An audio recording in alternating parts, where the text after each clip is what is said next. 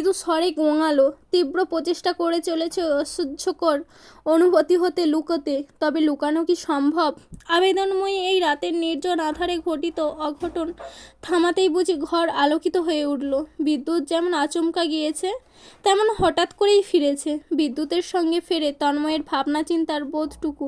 সচল হয়ে মস্তিষ্ক, তার আবরণ শূন্য পেশিবহুল শরীরের নিচে চাপা পড়ে থাকা ফর্সা আধ ঢাকা দেহখানা বিদ্যুতের সাদা আলোতে এবার সুস্পষ্ট। অরুর মেধিন কোমরে তার একটি বলিষ্ঠ হাত এখনও রয়েছে, অন্যটি অরুর হাত দুটো শক্ত করে ধরে আছে। ও কি সম্পূর্ণভাবে দৃঢ়ভাবে নিজের কাছে বন্দি রেখেছে। বিড়াল ছানার মতো অসহায় অরু বিদ্যুতের আলোতে এবার লজ্জায় লাল হয়ে গিয়েছে, কান ধরে গলা রক্তিম হয়ে এসেছে। মুহূর্তে তন্ময়ের উত্তেজনায় জর্জরিত শরীর অসাড় হয়ে আসে, এক ঝটকায় জাপটে বন্ধ করে নেয় দু চোখের পাতা। ব্যাকুলভাবে অনুভব করে অরুর কম্পমান অঙ্গ প্রত্যঙ্গ। বাইরে তখনও বর্ষিত হচ্ছে আদরকারী বর্ষণ। তন্ময় তৎক্ষণাৎ উঠে দাঁড়ায়, এক মুহূর্তের জন্যও দাঁড়ায় না। অশালীনভাবে দ্বিতীয়বার নাচে চোয়াল শক্ত করে চোখ মুখ বুজে কয়েক কদমে ঢুকে পড়ে নিজ কক্ষে। শব্দ করে দরজাটা বন্ধ করে। দরজায় সুটাম পিঠ লেপ্টে ঠায় দাঁড়িয়ে রয়। হৃৎপিণ্ড তিড় করে কাঁপছে তৎক্ষণাৎ। বুকের ওঠানামার গতি অস্বাভাবিক দ্রুত।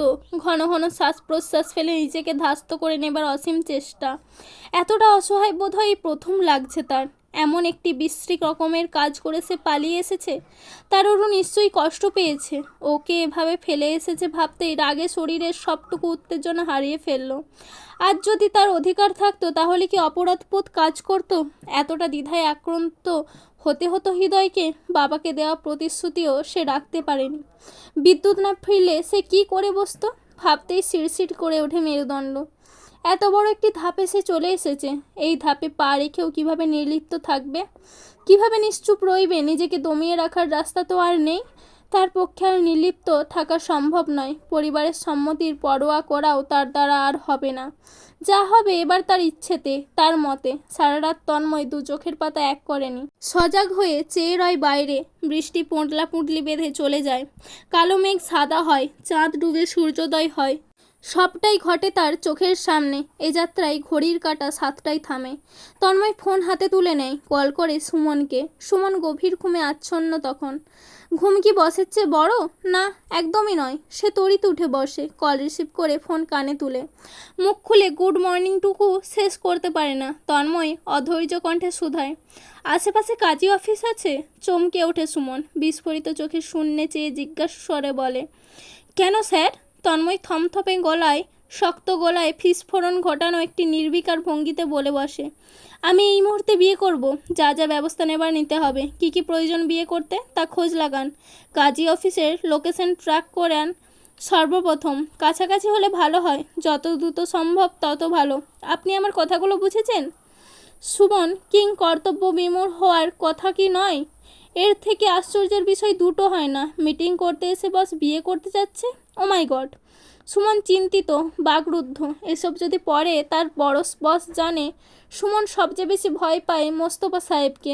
এই কাণ্ডে যদি সে হাত লাগায়, তার হাতই কেটে দেবে। কেটে দিলেই বাকি। ছোট বসের কথাও যে অমান্য করা অসম্ভব নয়। সুমন গলায় তলোয়ার নিয়েই কোনো মতে শুধাতে চাইল, হঠাৎ এমন সিদ্ধান্ত কেন স্যার? কিছু কি হয়ে? তন্ময় অধৈর্যের সপ্তমে ধৈর্য ফুরিয়ে গিয়েছে, অল্পই অবশিষ্ট নেই। সে তাড়াহুড়ো গলায় বলল, কোনো প্রশ্ন না। বিয়ের আগে এই কথা যেন লিক না হয়। যা বললাম তাড়াতাড়ি করুন সুমন সাহেব, আমি সিরিয়াস অ্যাবাউট দিস। সুমন ফোনের ওপাশে মাথা দোলায়। দ্বিতীয় প্রশ্ন করার সাহস করে না, কিন্তু মনে একটি প্রশ্ন রয়েই যায়।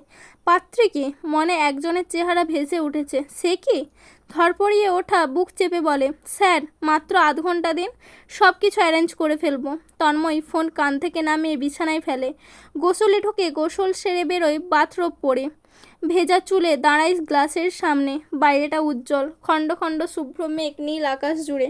স্বচ্ছ পানির সুইমিং পুল দেখা যাচ্ছে। দীর্ঘশ্বাস ফেলে তৈরি হয়ে নেয়। তৈরি হয়েই ফোন হাতে তুলে নেয়। পুনরায় কল করে সুমনকে। সুমন এক রিং হতে রিসিভ করে। তন্ময় চটপট শুধায়, কত দূর? সুমন তড়িৎ জবাবে বলে, সব রেডি। ইভেন এই সাত সকালে কাজীকে ধরে বেঁধে এনে কাজী অফিস খুলিয়েছি। আমি এখন হোটেলের সামনে আসছি। কয়েক মিনিট পরপরই বাজলো ডোরবেল। তন্ময় সে মুহূর্তে বেরোলো, ঢোক গিলল, আর চোখে চাইতেই দেখলো অরু সোফায় বসে আছে, পিটপিট চোখ, লজ্জিত মুখে বারংবার চাইছে। অস্বস্তি ওর এক একটা হাবভাব। তন্ময় দরজার দিকে যেতে যেতে আদেশ ছুড়ল, রেডি হ, আমরা এক্ষুনি বেরোবো। কোথায় যাচ্ছি? এই প্রশ্ন মস্তিষ্ক নিয়েই অরু মাথা দোলালো। মনের কুঠুরিতে থাকা প্রশ্নটি করার স্পর্ধা পেল না বোধ হয়। চুপচাপ তৈরি হয়ে এলো। কিছু মিনিটের মাঝে সুমন তৈরি হয়ে বেরোনো অরুকে দেখে আরও নিশ্চিত হলো। তার ধারণা বুঝি সঠিক হতে চলেছে। তবে দেখে শুনে যতটুকু বুঝলো, অরু কিছুই জানে না, নির্বোধের মতন চুপচাপ বসে আছে। নিত্যদিনের মতো চঞ্চল আজ নেই। কিছু কি হয়েছে দুজনের মধ্যে? হলেও বা তার কি? সুমন নিজের ভাবনা চিন্তা তালাবদ্ধ করলো, এক চিত্তে গাড়ি চালাতে থাকলো। পেছনে বসেছে অরু, তন্ময়, দুজনেই চুপচাপ ভদ্র সভ্যভাবে বসা। আজ কাঁচও তোলা। অরু বায়না ধরেনি কাঁচ নামানোর জন্য। আড়ষ্টভাবে বসে আর চোখে চেয়ে যাচ্ছে শুধু। তন্ময় সবটাই না দেখে অনুভব করলো, কিছুক্ষণ পরে যেই কাহিনী ঘটবে সেটি কিভাবে মেনে নেবে অরু? ও কি ভয় পাবে? কাজী অফিসের সম্মুখে এসে দাঁড়ালো গাড়িটি। তন্ময় বেরোলো প্রথমে। অপর পাশে এসে দরজা খুলে ধরলো অরুর জন্য। অরু বড় বড় চোখে কাজী অফিসের সাইনবোর্ড দেখে আশ্চর্য হয়েই বেরোলো সে। জিজ্ঞাসু চোখে চাইল তন্ময়ের দিকে। সে দৃষ্টি পরিপূর্ণভাবে অগ্রাহ্য করল তন্ময়। অরুর হাত ধরে স্থির চিত্তে আঁটা ধরল ভেতরে। কাজী অফিসের ভেতরে দুজন ঢুকলো আনম্যারিড রূপে, বেরোলো ম্যারিড রূপে। অরুর গলায় সুন্দর গোলাপ ফুলের মালা, তন্ময়ের গলাতেও সেটি। নিজের হাতেই দুজন দুজনকে পরিয়েছে। সুমন এবং সুমনের বড় ভাই সহ চেনা পরিচিত কিছু মানুষও বেরিয়ে এসেছে পিছু পিছু। তারাই ছিল পরিবার হিসেবে। বিবাহিত অরু তখনও তাজ্জব। তন্ময় তাজ্জব অরুকে গাড়িতে বসিয়ে সুমন সহ বাকিদের উদ্দেশ্যে বলল, আজকের জন্য ধন্যবাদ। আনুষ্ঠানিকভাবে বিয়েটা হলে নিশ্চয়ই দাওয়াত পাবেন। সুমনের বড় ভাই রসিকতার সুরে বলল, মিষ্টি খেয়েছি তাতেই হবে। তন্ময় মাথা দোলায়, সালাম জানিয়ে বিদায় নিয়ে গাড়িতে উঠে বসে। বিয়েটা বেশিক্ষণ প্রাইভেট রাখা গেল না। হাওয়ার গতিতে সে খবর শাহজাহান বাড়িতে পৌঁছে গিয়েছে এবং সব কিছু নিস্তব্ধ হয়ে গিয়েছে ঠিক অরুর মতন। তন্ময় গাড়ি চালাতে চালাতে প্রশ্ন করলো, বাসায় কি বলবি? অরু বোকার মতো শুধালো, কি বলবো? তন্ময় ধীর গলায় শিখিয়ে পড়িয়ে নেবার ভঙ্গিতে জানালো, বলবি এই বিয়ে তুই স্বেচ্ছাই করেছিস, তোর ইচ্ছেতে সব হয়েছে। অরু পুনরাবৃত্তি করল, স্বেচ্ছাই করেছি? আমার ইচ্ছেতে হয়েছে। তন্ময় ভ্রু তুলে বলল, স্বেচ্ছাই নয় বুঝি? তুই কি আমাকে বিয়ে করতে চাস নি? আমাকে বিয়ে করার ইচ্ছে নেই? অরু ঘাবড়ে গেল। ভোরকে তোতলানো সুরে কোনো রকমে বলল, তা কেন হবে? তা নয়, আমি আমি চাচ্ছিলাম। তন্ময় সন্তুষ্ট হলো খানিক। আদেশ দেবার মতো নির্দেশ দিল, এখনকার মতো থেমে থেমে নয়, ফ্রেশ কণ্ঠে ঝরঝর ভঙ্গিতে বলবি। তোতলানো চলবে না, বুঝেছিস? অরু না বুঝেও বুঝেছে বোঝাতে মাথা ঝাঁকালো। তন্ময় দীর্ঘশ্বাস ফেলল। তাকে আজ শাহজাহান মোস্তফা চিবিয়ে চিবিয়ে খেয়ে ফেলবে নির্ঘাত। চাচ্চু কিভাবে বিষয়টা নেবে তা নিয়েও শঙ্কিত সে।